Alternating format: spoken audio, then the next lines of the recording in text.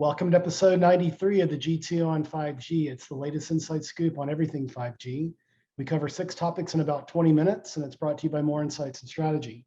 I'm Will Townsend, and joining me again this week is fellow analyst Anshel Sag. Let's get started with my first topic. So the NTIA and the DoD have launched the 5G Challenge. The question is, can this accelerate a more open 5G ecosystem? So the details are, it's actually a contest. The prize purse is up to $3 million. And the 3 focus areas within 5G network subsystems are distributed unit, DU, centralized unit, CU, and radio unit, RU. And so the NTIA actually advises the president on telecommunication initiatives, and certainly the DoD is involved just from probably all those concerns around Chinese infrastructure and the concern around Chinese government espionage and that sort of thing. But I believe this is a good thing. I don't necessarily believe it's going to accelerate things because Open RAN and vRAN they've got tons of momentum. We've covered this on prior podcasts, but I'd like to get your perspective. Sure. So I'm not as familiar with this challenge as you are. But I do know that a lot of these challenges tend to produce pretty good results. Usually like 80% or 90% are failures. But there's a small percentage that are successful, and some of those actually do end up launching new companies. Usually these prize pools are so small that they don't really work for, say, an established company. But usually they're for like researchers that are PhD students that are planning on getting out into the real world, or are working on a PhD project, and sometimes this can be their end goal, which is to get that funding. And usually the teams that win these challenges take these wins and run with them in a way that allows them to get funding for a bigger effort. So yeah. Generally, these are just, these are not really designed to be full fund efforts, but they are designed to kind of spur potentially new good ideas, usually from the education sector or the academia, to think of a solution for a problem, and that hopefully that's ultimately the end result. Yeah, I think it'll definitely spur innovation. To your point, it might spur some startup opportunities as well, but time will tell. But let's move to your first topic this week, and you want to talk about Northrup Grumman and Lockheed and some announcements. Yeah, so both Lockheed and Northrop have come out with announcements basically within the last week. The Lockheed announcement was on April 4th. And then the Northrop was on April 5th. So, let's just put it this way. The timing was suspiciously close for 2 very large defense contractors. The first announcement was Lockheed's, which is an agreement that they signed with Intel, which basically helps them to more deepen their relationship with Intel. They signed an MOU late last year, basically aligning their hardware and software solutions for the Department of Defense. So this is obviously for the DoD only, and basically it will allow them to create a more cohesive partnership for their 5G.MIL solutions, which are a multitude of solutions for enabling 5G for the DoD across air, sea, land, and space and cyber domains. And it's kind of like, there's already a 5G MIL hybrid base station, which is Intel based. So this is kind of like a cloud edge, network gateway, all kinds of places where Intel might play in infrastructure will be available to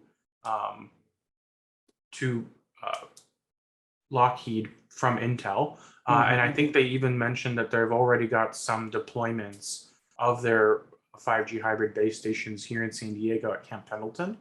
So yeah, it's a very interesting announcement on the Lockheed side.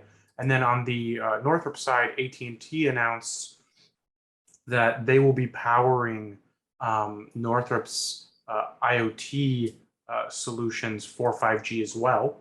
And this was something that's part of the DoD's joint all domain command and control, or JADC2 implementation plan, which requires high speed, low latency connectivity across multiple terrains domains to connect warfighters to systems, data, and shooters. So this is a little bit more of a network technology, but I have a feeling that it's probably not that different from what's going on with 5G.MIL. Yeah. And I think, having alternatives is a good thing for the U.S. government. Only having one defense contractor bid them is probably not ideal. Right.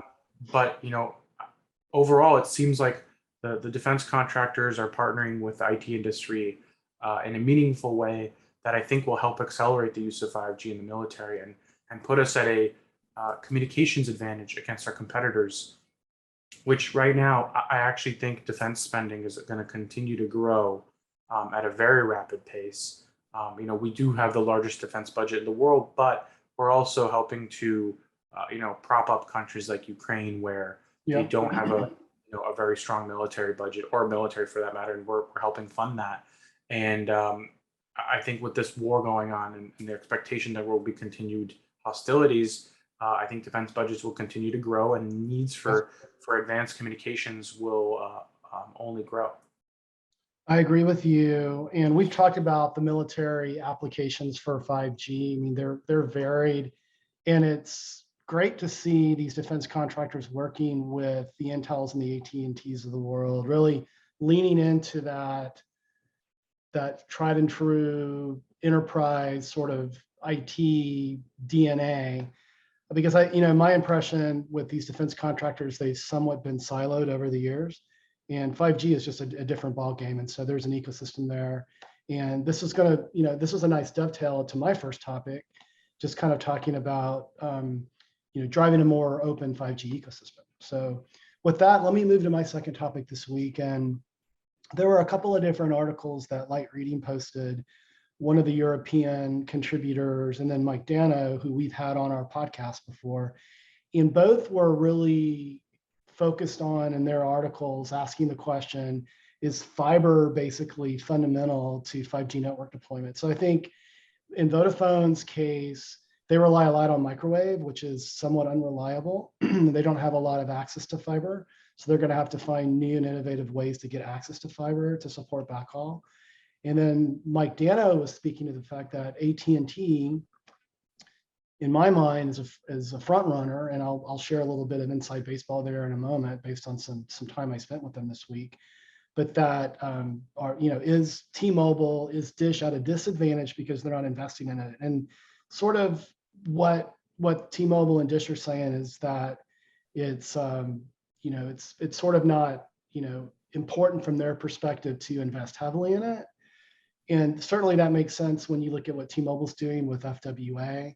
But then when you look at an AT&T that's making major investments in fiber, which is driving significant ARPU in their broadband monetization, but also serving as that fundamental backhaul and backbone to 5G deployment, it's quite compelling. So at the end of the day, I spent time with AT&T this week. We were in New Orleans, and I spent an entire day, and we toured several different sites.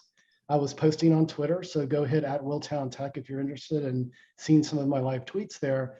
But one of the most compelling things that we did towards the end of that tour on Monday was that Scott Mayer, who is head of all of network for AT&T, took us into what's called a CO, and we actually got to drop down in the bowels of what's referred to as the cable vault, and got to see all of the cable that dates all the way back to the 1900s. And it's really sort of mind-blowing to see all of that and just sort of understand the scope of that. But certainly AT&T has been, in my mind, in the pole position with respect to fiber.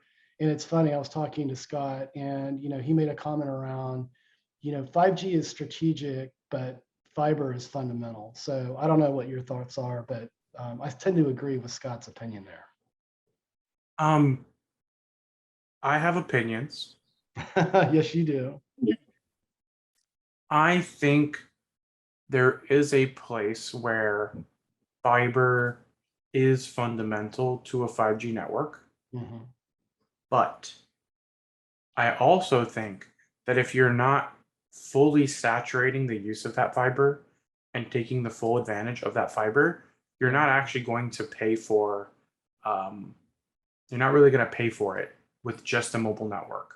I agree. You have to monetize that with broadband. Yeah, service. you have to, Absolutely. you absolutely have to monetize the crap out of it. Yeah. Because if you're only using it for one use case, then I don't think it makes sense to actually own it. And I think when you look at like T-Mobile, they're only going to use it for a mobile network. Granted, a considerable amount of traffic, but if you're an AT&T and you're able to use it for both, mobile network traffic as well as broadband and business users, I can actually see that justification existing. Yeah. That said, I also don't think AT&T's fiber footprint is necessarily where it should be. I think that they're very selective with where they choose to deploy fiber on the broadband side. Yeah. So, I think the fiber deployments that they are doing on the broadband side are probably giving them some savings on their network side. But I think that based on what I've seen in terms of what their fiber deployments are, FTTH or whatever, it's not necessarily a big enough footprint where I think they're getting massive cost savings, but I do think that they are getting some cost savings by piggybacking off each other. Yeah. Yeah, and it's funny. I think in the Mike Dano article, T-Mobile referred to it as sort of a commodity fiber. And, I think you and I made the same point that if you're able to monetize that investment, I believe, I'm going to just go by memory, but I believe that AT&T's broadband business is a $10 billion plus business, and they're rapidly transitioning their customers over to fiber. I mean, that's a huge market opportunity, right? But you've got to have the bank account to go invest in that. And certainly Verizon and T-Mobile have been more focused on FWA, although Verizon has had its Fios business that's been fiber-based, but I think that is that's winding itself out, to my understanding. But yeah, it'll be interesting. But at the end of the day, if you're an AT&T, you can make that investment. You can properly monetize that investment on the broadband side of things. Then I do think it gives you somewhat of an advantage from supporting the mobile 5G network. But to your point, you got to make sure that fiber is in all of the right places. But with that, let's move to your second topic this week. And you want to talk about Deutsche Telekom and their continued journey in deploying standalone 5G in Germany. Yeah, so they were actually one of the first in the world to roll out 5G SA. The standalone network they have came, I believe, after T-Mobile US's, and they already have it in place, but now they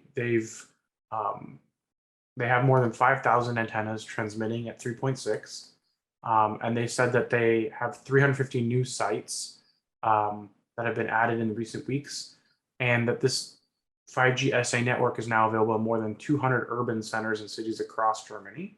And they said that they can provide download speeds of up to 1 gigabit per second and enable minimum response times of less than 10 milliseconds. So, this is, I think, a very interesting application because Deutsche Telekom uses 3.6 exclusively for 5G, while they use 2.1 with DSS and split that with 4G LTE for coverage layer.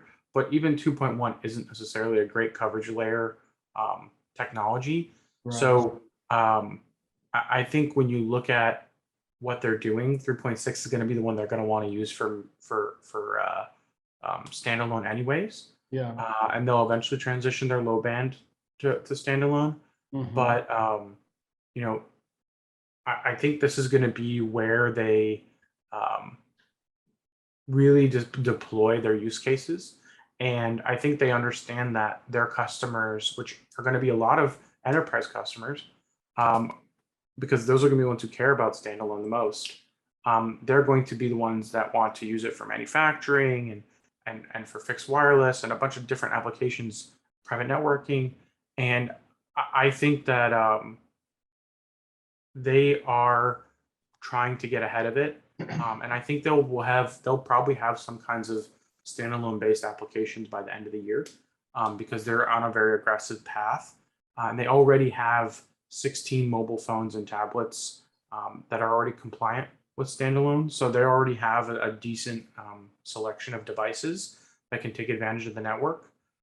So I think this is going to be one of those things where it will probably be a slower roll, but we'll start to see some early applications pop up this year, and I think the multitude of them will probably be available next year. Yeah. Hey, is it accurate to state that Deutsche Telekom and, in Europe and T-Mobile in the US, I mean, from my perspective, they're really leading the SA charge, right? I mean, are there any other operators in Europe, to your knowledge, that are as far along in SA as Deutsche Telekom is? Interestingly enough, Vodafone probably is very close, Okay. which I think is probably what has pushed Deutsche Telekom to be as aggressive as they are. Okay. And I think that's a good thing, because they will be, competing with each other to provide the best service and coverage. Vodafone claims that their standalone network will be available to all Germans by 2025. So, they obviously have a ramp to happen as well. But I think long term, most carriers around the world that already have 5G deployed and have some kind of standalone plan will probably have it deployed in full by 2025. Okay. Well, makes sense. Cool. Well, let's go to my third and final topic. And this is interesting. I wasn't aware of this company, Omnispace. I don't know. Have you heard of Omnispace, Anshel? I have. We actually talked about them once. We have. Well, I am on allergy medication, thus the voice quality today. But just to reiterate what Omnispace is, they're deploying a hybrid network. And so the idea is that you leverage a terrestrial network, and then in areas that are underserved by connectivity, it defaults over to a low Earth orbit satellite network. And so this week they announced a collaboration with Azure to focus on and leverage the Azure 5G core, much like AT&T announced several months ago as well. So it's funny, like we've done so many podcasts where we're almost at 100 right now. But I guess this struck me as interesting. I'm very passionate about bridging, the digital divide. I am working on a book called The Human Network there, but I think this is pretty innovative from my perspective. Any thoughts? Yeah, I mean, they definitely have something unique. I think that from what I recall, the last time we talked about them, they were raising funds. Okay. They had raised a decent amount of money. And yeah, I think when you consider where 5G is moving, and that satellite is going to be a part of release 17 and 18, there definitely are some opportunities for some satellite startups to take advantage of the desire and need to provide coverage outside of urban and suburban areas, and fill gaps in rural coverage where it's very hard to dig fiber or even lay any fiber, let alone copper or any kind of wire. So yeah, I think it'll be really interesting to see how that plant pans out. I haven't really heard of any big deployments yet, but I'm sure that they're working aggressively to get some trials out there and make it a possibility, especially once release 17 becomes a reality, which might happen next year, might happen the following year, because this is this is the year of release 16. So I'm hesitant to say next year will be 17, but it's possible. Cool. Well, let's move to your third and final topic, and you want to talk about T-Mobile and some diversification efforts that are related to its fixed wireless access. Yeah, so there were a multitude of things that came out over the last week about their FWA business. So they actually quietly started rolling out a second FWA device, which I actually became aware of thanks to fellow analyst Avi Greengart, who got that device while I have the Nokia-based device. And it's interesting because I looked into the Arcadyan device, who's the ODM, and it's a little bit more of a cost optimized solution, but it's also a simpler solution in the sense that there's fewer chipsets on the device, which in theory should make it easier to produce and less likely to have a potential supply chain issue. So it's also a MediaTek-based device. So it is MediaTek modem, MediaTek Wi-Fi, MediaTek networking. So it's a very integrated device on the MediaTek side, which the Nokia device was Qualcomm based. So they have a multitude of diversity on the FWA side, and in general, I think it's good for them to have supplier diversity, so that they can address any kind of potential supply chain issues that might arise, which it sounds like may have happened with the Nokia device. And it's good because I think having more FWA devices available to consumers and to operators will ultimately benefit everyone, because costs will come down and more people can get access to it. And the overall cost of the plans can stay low, which I think is currently like $50 a month. Right. I'm not sure how long that will last, but I think I've already heard some stories of people switching to T-Mobile's fixed wireless network and leaving cable because the speeds and the prices were better. Yeah, it doesn't surprise me that they're adding a second vendor into the mix, because they're ahead of their goals with respect to driving FWA subscribership. And so as like you mentioned, for continuity of supply, and certainly given the supply chain general issues that we're seeing most recently, I think it's a wise thing for them to do. So, well, hey buddy, it was another great podcast. Why don't you take us home? Absolutely. We hope our viewers and listeners found this week's topics interesting. If anyone out there would like to provide insights on a specific 5G topic for a future podcast, please reach out to us on social media. Will is at WillTownTech, and I'm at Anshel. We hope you have a great weekend, and please tune in again next week.